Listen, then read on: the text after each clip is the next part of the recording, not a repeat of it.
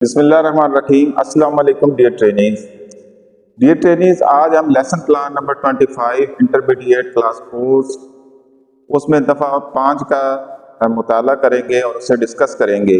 جیسا کہ پچھلے لیکچر میں ہم نے حدود آرڈیننس کا کچھ انٹروڈکشن دیکھا، اس کی جو کچھ اصطلاحات تھیں اس کی تعریفیں دیکھیں کہ اس میں جو اصطلاحات ہیں وہ جو اصلاح میں استعمال ہوں گی وہ کیا چیز ہے، اس کی تعریف کیا ہے وہ دیکھیں، اور مطالعہ کیا کہ پاکستانی قوانین کو اسلامی قوانین کے مطابق بنانے کے لیے حدود آرڈیننس لائے گئے 1979 میں ضیاء الحق صاحب کے دور میں۔ تو اس میں حدود کی سزاؤں کا نفاذ کیا گیا۔ تو اسی آرڈیننس جو کہ 1979 میں آئے اس میں offences against property تھا، اس کی دفعہ 5 میں چوری مستوجب حد کی ڈیفینیشن کی گئی ہے۔ ڈیئر ٹرینیز، لا میں جب کسی کی ڈیفینیشن کی جاتی ہے تو وہ سارے جو ایلیمنٹس اس ڈیفینیشن میں بیان کیے جاتے ہیں جب تک وہ پورے نہیں ہوں گے تو وہ جرم جو ہے وہ مکمل نہیں ہوگا۔ اس میں بھی دفعہ 5 میں چوری مستوجب حد کے تمام ایلیمنٹ ڈسکس کیے گئے ہیں۔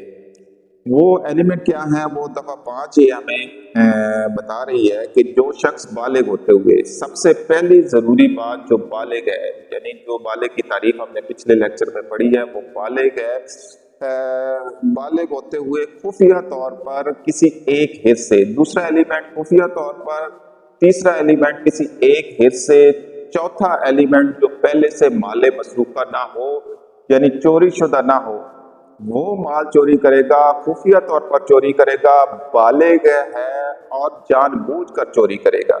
سب سے ضروری جو ایلیمنٹ ہے وہ جان بوجھ کر چوری کرنا ہے، یعنی اس کی نیت ہو کہ اس کے حصے میں جو نصاب یا اس کی مالیت سے زیادہ حصے کا مال آئے گا۔ نصاب میں نے ڈیئر ٹریننگ جیسے کہ آپ کو بتایا کہ 4.457 گرام سونے کے برابر مالیت کا مال ہے۔